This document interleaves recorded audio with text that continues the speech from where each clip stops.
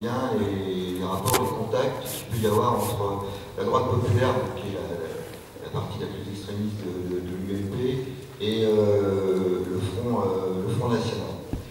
Donc pour revenir au Front National, que ce soit la version du père ou la version de la fille, c'est un mouvement qui a toujours fait preuve d'une très très grande capacité d'adaptation, avec des programmes à géométrie variable, et avec aussi un rapport avec la vérité qui est, le moins qu'on puisse dire, plus que souple. L'utilisation des statistiques, de différents chiffres avancés sur l'immigration, sur la sécurité, et ainsi de suite. Ce qui compte, ce n'est pas le chiffre, c'est l'impact que ce discours pourra avoir. Donc l'idée, c'est d'emporter effectivement l'adhésion des gens. Donc on a une cohérence, une incohérence qui est volontairement entretenue par les dirigeants, les porte-paroles du Front National. Donc un espèce de tour de passe-passe qui peut en partie expliquer le succès ou la popularité de Marine Le Pen. Pour qualifier un peu leur stratégie, on peut se reporter à un ouvrage d'Hannah Arendt qui s'appelle Nature du totalitarisme, et qui analysait la politique menée par Mussolini. Donc il suffit de gommer le nom de Mussolini, vous verrez que c'est assez bien adapté.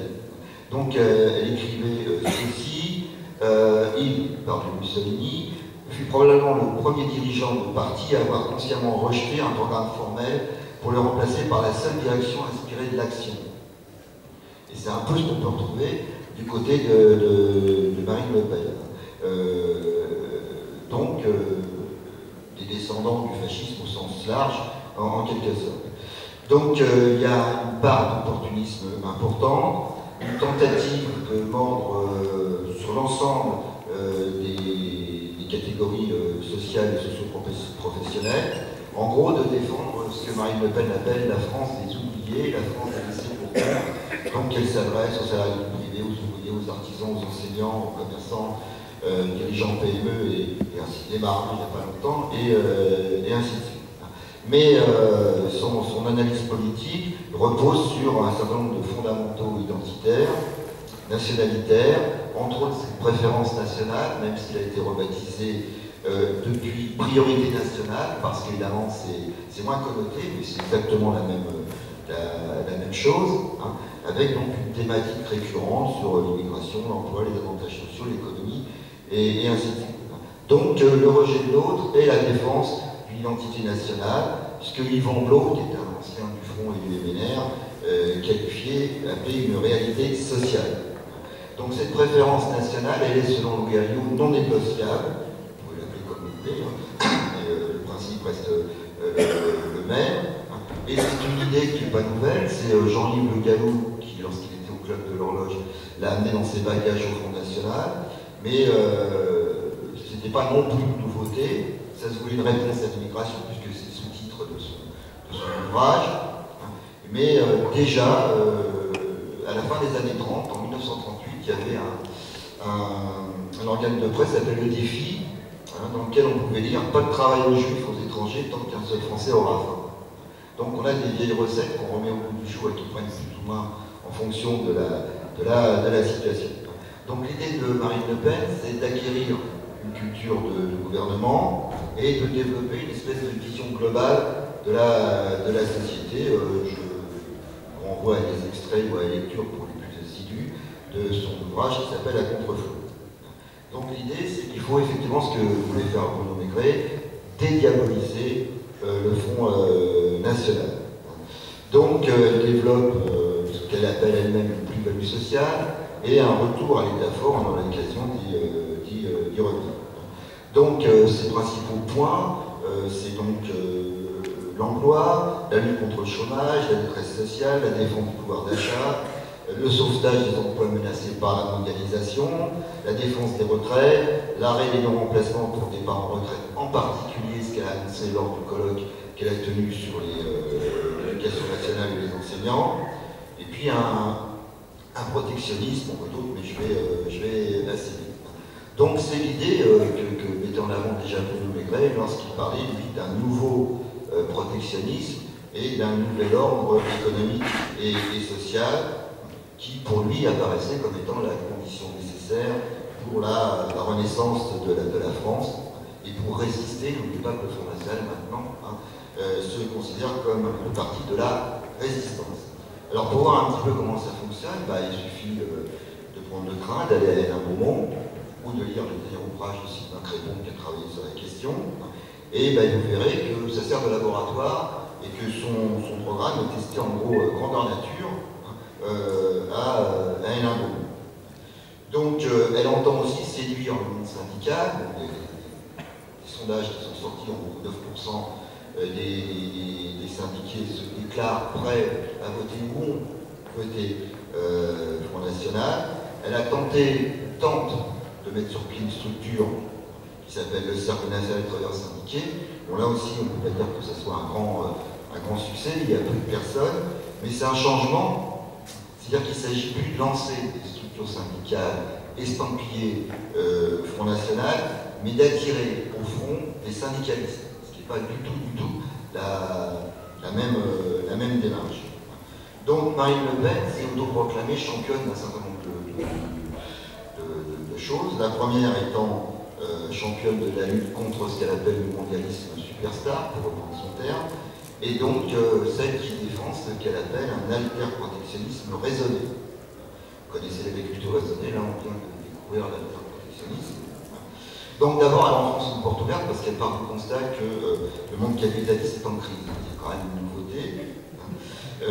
Pourquoi? Elle cite rentabilité à court terme, fragilité du système boursier, crise de l'euro, délocalisation, poids du FMI, et ainsi de suite, donc des choses que tout le monde connaît dans cette salle, donc je passerai assez vite.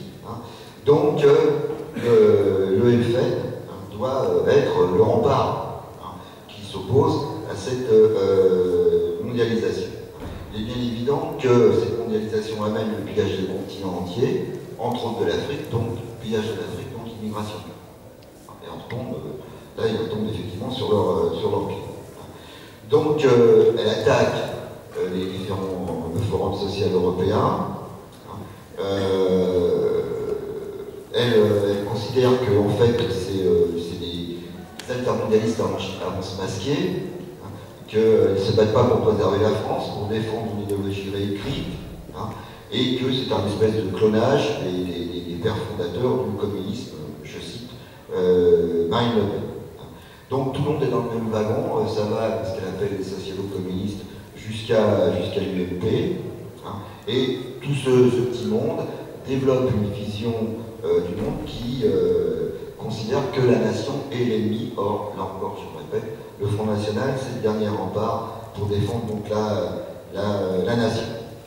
Donc, si elle dénonce effectivement les méfaits de la mondialisation, et qu'elle considère que le Forum social européen est une espèce d'imposture, comme elle le dit, et de recyclage politique, je répète, une organisation mutante, je cite, à vocation liberticide. Voilà donc l'analyse qu'elle fait du FSE. Et la question qui reste posée pour Marine Le Pen et qu'elle développe, c'est face aux nouveaux enjeux économiques et sociaux, face à la globalisation, comment résister.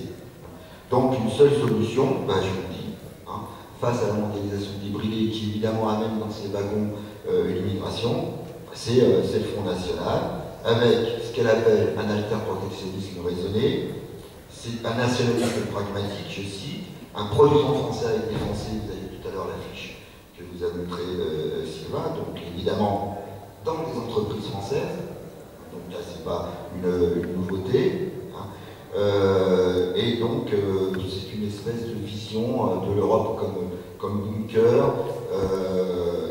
face au danger de la mondialisation et à la vague d'immigration qui déferle, avec un nationalisme ethnocentrique et identitaire, xénophobe, l'angoisse de la perte du rang international de la France, qui n'est pas une nouveauté, mais c'est même un phénomène, une idée récurrente à l'extrême droite, et puis donc cette idée de déclin national. Donc il faut défendre la nation et l'identité nationale. Voilà la position qui est développée lorsque Marine Le Pen aborde cette question-là. Ensuite, c'est la question de l'État fort. puisque là aussi, elle s'est autoproclamée comme étant championne de l'État fort. On peut rappeler que, en 1974, Jean-Marie Le Pen se présentait comme le candidat de salut public, c'était l'intitulé de sa candidature, et qui dénonçait ce qu'il appelait lui un État pléthorique et impuissant. Donc, lors des différentes échéances électorales, on retrouve cette thématique du front. En 1978, il y a le programme économique qui est publié, qui s'appelle Droit et démocratie économique. Le capitalisme est rebaptisé démocratie économique. On réaffirme la notion de la nécessité du profit, la défense de la propriété privée, et on considère que les inégalités économiques et les inégalités d'aptitude justifient des inégalités de revenus. C'est la position qui était mise en avant par le front à l'époque. Depuis les années 80, Sylvain vous en a parlé, donc Jean-Marie Le Pen devient une groupie de Ronald Reagan. Lui-même, il est très content, Le Pen, d'être qualifié de Reagan français. Voilà. En 86, il y a un programme frontiste qui s'appelle Pour la France, qui va intégrer des thématiques réganiennes, aussi Margaret Thatcher, puisque bien évidemment à l'époque. Donc des thèses ultralibérales, dénonciation du caractère maléfique de l'État-providence, et donc, ouais, 2007, qui avait été le dernier programme présidentiel à la évidemment, il y a d'autres attaques. On maintient les attaques contre le syndicalisme archaïque, contre l'étatisme, et on y ajoute donc le mondialisme libéral. Donc il va y avoir effectivement un changement avec Marine Le Pen qui va pousser plus loin la logique et qui va réhabiliter ce qu'elle appelle l'État fort. Cet État fort doit orienter l'économie, la souveraineté monétaire, le retour au franc, excusez-moi, le protectionnisme, et elle explique qu'il n'y a plus de clivage, qui n'est pas une nouveauté, gauche-droite, il y a le clivage entre les mondialistes et les nationaux, et elle met en avant cette notion, ce qu'elle appelle le patriotisme économique. Donc cet État stratège doit être protecteur, solidaire, garant des services publics, d'après Marine Le Pen. Là non plus, c'est pas une nouveauté, c'est pas cité, mais c'est pas une nouveauté, c'est une thématique qu'on reprend, qu'on retrouve si on se plonge dans les écrits du colonel de la Rocque et du Parti social français. Ça faisait partie donc, de son programme en juillet 1936, où il revendiquait un État indépendant, assez fort pour se faire obéir, un État qui soit la chose de tous, et qui domine au nom de l'intérêt général, qui domine donc les intérêts individuels et collectifs. Et nous voulons un État dégagé des influences anonymes et irresponsables. Et donc il y avait les coalitions de partis, le clientélisme, les banques, la presse, et ainsi de suite. Donc là aussi, ils ont repioché, mais en général, quand ils s'inspirent de textes de partis anciens qui ont été plus ou moins mouillés dans des agitations, par exemple l'avant-guerre et autres, on ne les cite pas. On ne cite pas Doriot, ça fait des ordres, on verra pourquoi, et on ne cite pas non plus d'ailleurs le colonel de la Rocque, ou on ne cite pas non plus Maurras. Autre point, c'est la question de la laïcité. Donc ça a été un petit peu abordé tout à l'heure. Donc elle reprend, elle se veut en défense du triptyque liberté, égalité, fraternité. Après, il faut savoir évidemment ce qu'elle met derrière. Donc elle part du principe que ce sont des valeurs chrétiennes qui ont été sécularisées. Donc c'est évidemment une lecture extrêmement personnelle de ce fameux triptyque républicain. Et en fait, derrière la défense de la laïcité, c'est une attaque en règle contre l'islam.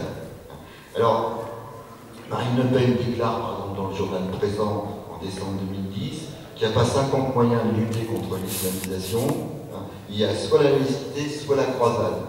Elle explique qu'elle n'est pas une chaude partisane de la croisade, donc il faut défendre la laïcité. Pour lui faire de peine, elle est bien partie en croisade contre l'islam et voir ce qu'elle met derrière l'islam.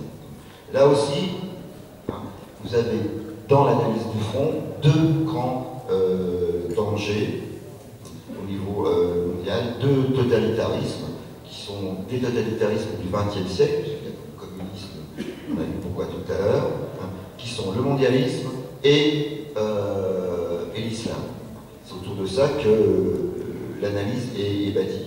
Ça reprend des choses développées par Bruno Maigret, par Pierre Vial, qui vient du Grèce, hein, qui dénonçait une invasion liée à l'occupation, une immigration-invasion, un thème qu'elle aussi, elle a repris dans un certain nombre de discours. Hein. Donc la cible, c'est essentiellement l'islamisme actuellement.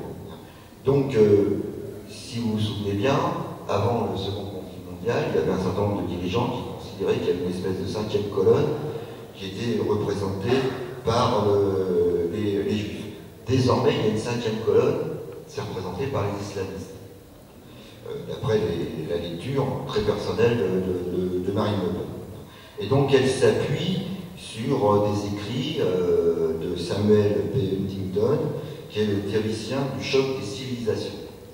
Et donc là-dessus, ça lui permet de développer une idée suivante. Hein. Il n'y a plus de conflit, je vous l'avais dit, entre les blocs idéologiques, mais il y a un choc de civilisation. La question est de savoir si l'Occident est en capacité de pouvoir faire face à ce nouveau danger qui se pointe. Donc elle suit effectivement l'évolution de l'UDC et des différents référendums qu'a lancé l'UDC en Suisse, entre autres la question des minarets.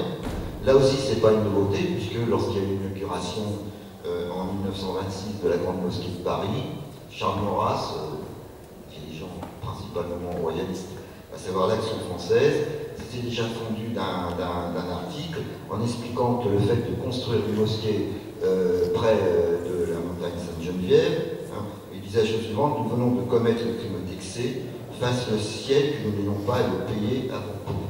Donc même chose, toute cette bagarre autour des mosquées, ça a été repris, mais bien évidemment, la source n'est pas citée, puisque je vous rappelle que Maurras avait été condamné pour intelligence avec l'ennemi à la libération. Donc Marine Le Pen va jusqu'à déplorer la déchristianisation de la France et considère que l'élection présidentielle de 2012 sera un vote de civilisation plus qu'un simple choix politique. Elle veut remplacer le ministère de l'immigration et de l'identité nationale par ce qu'elle appelle un ministère de l'immigration et de la laïcité.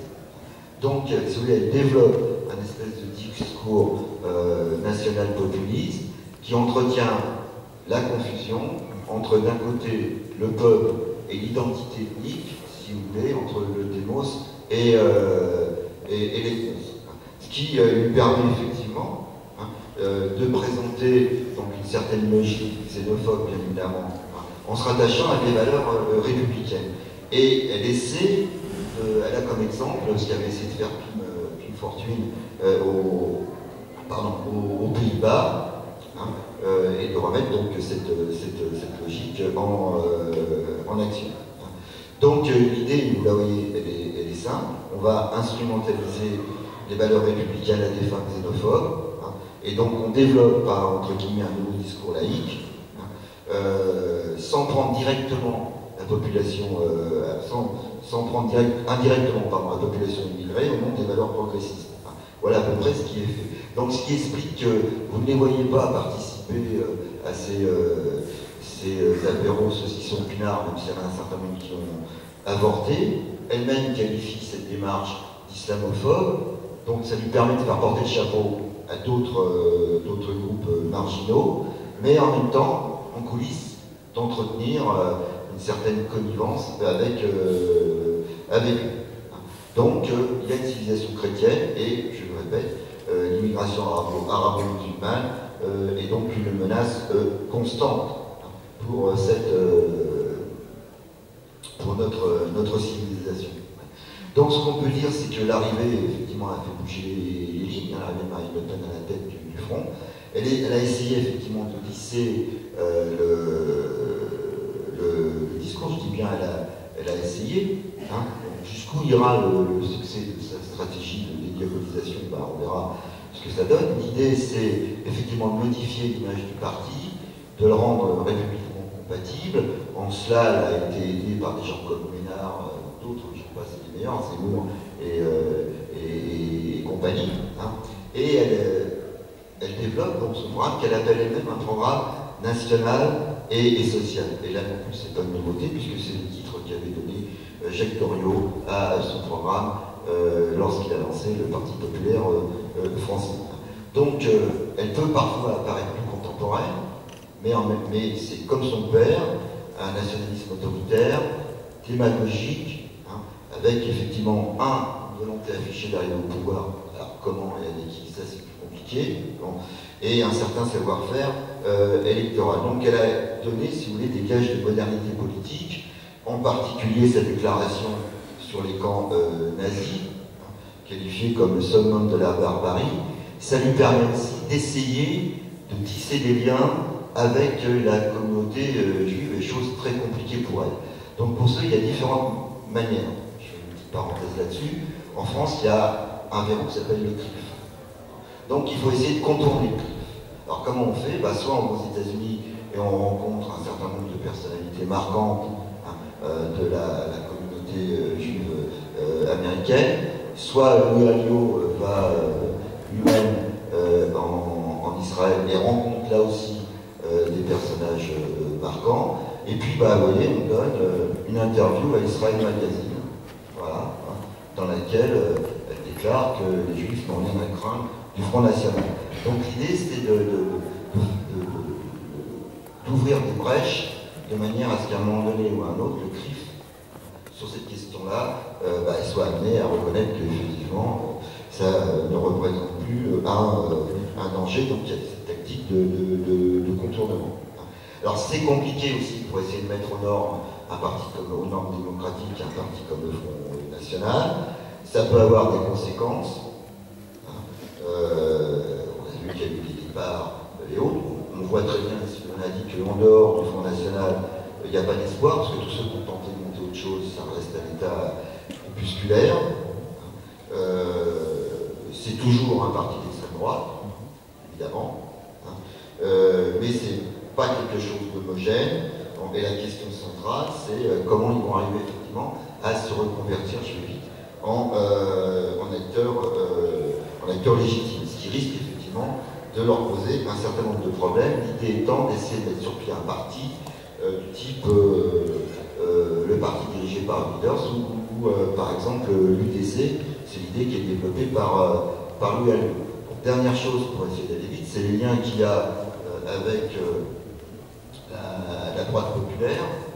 Donc je rappellerai brièvement qu'il y a déjà des points communs. Je rappellerai la déclaration de Pasqua, la question du code de la nationalité, en disant que ce n'était pas une carte orange, ce qui était la même chose, la carte d'identité n'est pas une carte orange, le FNJ développait la même thématique, Chirac, le Brillo d'or, j'en passe et d'autres. Donc Sarkozy avait essayé, lui, entre autres sous l'action de Patrick Buisson, ancien dirigeant de Minute, hein, et qui a fait un livre à la gloire de l'OAS, de pomper en gros une thématique frontiste. L'idée c'était évidemment d'assécher le vivier, et puis ça prouve aussi qu'il y a eu une contamination du discours politique. Je rappelle ce que disait Le Gallou, nous avons gagné la bataille des idées à l'époque où il était encore au Front National. Donc Sarkozy a lui-même reconnu, on a eu les résultats que vous connaissez, Jean-Marie Le Pen a qualifié ça de club électoral, mais d'autres, dans présent, on dit certes qu'électoralement c'était une défaite, mais au niveau de la bataille idéologique, ça avait été donc une victoire. Et donc Nicolas Sarkozy a fait sienne les conseils d'Alain de Benoît, qui était le patron du Grèce, qui disait pour Sarkozy, le meilleur moyen de s'opposer au front n'était pas de s'y opposer frontalement, mais de reprendre l'essentiel de son discours. Et on a vu une surenchère par des gens qu'on retrouve, pour certains actuellement, dans cette droite populaire, des gens comme Mariani, par exemple, qui voulait un fichier ADN, une déclaration de Guéant, d'Hortefeux, je vous en passe, et des meilleurs, je n'ai pas beaucoup de temps. Donc, des emprunts qui sont faits, bien évidemment. Là aussi, Sarkozy a emprunté un vieux fonds d'extrême droite, puisqu'en 1937, il y avait un journal qui dénonçait la raquette étrangère dans la France dépotoir. On est assez proche de la question du Karcher, à l'époque, il n'y avait pas de Karcher. Donc on pourrait dire du guéant, parce qu'on y entre comme on veut, on y fait ce qu'on veut, et on ne sort que si on veut. Donc ça date de septembre 1937, dans un quotidien qui s'appelait Le Matin. Donc cette droite populaire, évidemment, elle peut essayer de pomper et de piquer des lois au front, mais il y a une perméabilité entre les deux. Hein. C'est plutôt une espèce de, je dirais, de softitude, pour reprendre des termes à la mode, hein. Des idées du front développées. Il y a eu les médias qui ont fait des choux gras de cette histoire-là, avec le nom de Marianne Lippé, valeur actuelle des minutes, bien évidemment. Ils ont fait eux-mêmes un apéro saucisson vin rouge pour fêter leur première année d'existence. Et ils ont un relais client qui passe par lui actuellement. Et donc ils ont certains points communs. La question de l'immigration, je vais très très vite. Hein. Mais par exemple l'opposition et la pétition qu'ils ont lancée contre le droit de vote des étrangers qui s'appelle « Touche pas à mon vote », hein, avec entre autres des phrases « Si on donne le droit de vote aux étrangers, la différence entre français et étrangers n'existera plus ». Même chose, il y a un durcissement, même si c'est moins accentué qu'au Front National, sur les conditions pour obtenir la nationalité française. Il y a aussi un durcissement sur les conditions du regroupement familial. Les gens de la droite populaire regrettent la disparition du ministère de Besson, hein, sur l'identité nationale, par exemple. Hein. Certains remettent en avant l'idée de la préférence nationale. Il y a eu des discours faits entre autres par une députée qui s'appelle Brigitte Barège. Hein. Même chose sur les questions sécuritaires, les liens sont faits avec l'immigration, hein, avec comme thème par exemple moins d'immigrés, c'est plus de sécurité. Hein.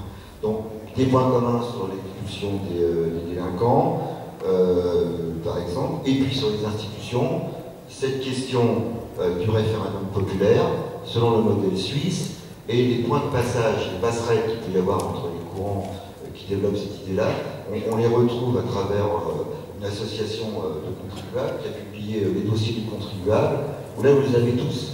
Ça va du EPF en passant par le Front National, en passant par la droite populaire, en passant par Vanès, en passant par l'UDC.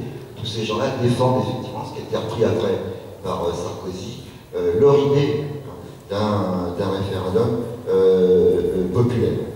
Et même chose dans le domaine économique, il y a un protectionnisme qui est mis en avant par la démocratie, par la droite populaire, excusez-moi, et par le Front National. Les divergences sont plutôt au niveau de l'Europe, puisque si Marine Le Pen est partisane de la sortie de l'euro, bon, c'est pas le cas, vous avez vu que même elle change, vaguement, pas sur le fond, mais sur la forme, puisqu'elle demande un référendum. Alors qu'avant, il n'était plus question qu'il y ait un référendum. Donc, beaucoup de passerelles, beaucoup de similitudes. Je reprends ce que disait Lana Meyer, il y a une vraie proximité idéologique entre le FN et une partie du groupe. Et donc une porosité. Donc la question, c'est législative de 2012. Alors même si Marine Le Pen ou Louis Alliot attaquent la droite populaire, Louis Alliot disant que c'est comme le Canada Dry, c'est à le goût du FN, la couleur du FN, mais c'est pas le FN, et Marine Le Pen taxant la droite populaire d'agence de publicité mensongère. L'idée, elle est la suivante. Sarkozy perd les élections, donc un gros problème, une crise à l'intérieur de l'UMP, et donc on va essayer de récupérer, non pas des pans entiers, mais des personnalités, des élus sortants, les fameux pizzaiolos, comme on les appelle, qui se retrouvent dans la région de la PACA. Donc l'idée de lancer, ou de relancer, ce qui avait déjà été fait par Jean-Marie Le Pen lorsqu'il y avait les élections inproportionnelles, cette idée de rassemblement national. Et donc de bénéficier de la crise de l'UMP, l'explosion, une implosion, comme vous voulez, prévue par les stratèges du front, pour effectivement élargir le spectre. La question, c'est on arrivera à pouvoir comment et avec qui. On n'est pas dans la situation de l'Italie, du MSI ou autre. Hein. Donc ça peut effectivement être quelque chose d'extrêmement compliqué pour eux. Dernière chose, il a fallu faire du nettoyage. Donc les gens qui ont été exclus par Steve Bourgois et du Front front, sont des gens qui étaient un peu trop voyants. Enfin, je pense aux deux, Benedetti et Gabriel, qui étaient des gens de l'œuvre française, qui ont tenu des propos antisémites. Bon. Par contre, ou la mise au rencard, même s'il est toujours là Christian Boucher qui représente un courant nationaliste révolutionnaire, par contre, vous pouvez être un nazi pur sucre, si vous êtes au Front National et si vous ne faites pas de bruit, vous y resterez. Contrairement à ce que pense Louis Alliot qui veut faire le nettoyage, ça va être à mon avis assez compliqué pour lui, que c'est limite les travaux d'Hercule. Donc je ne vous prends pas plus. Alors vous voyez par exemple les convergences, Minute, avec l'interview Mariani, hein, qui est donc titré Les votes des étrangers, pourquoi c'est non? Voilà. Là on voit effectivement les passerelles. Bon, je laisse la parole à la salle. Elle a vraiment envie de s'exprimer, je le sens. Merci.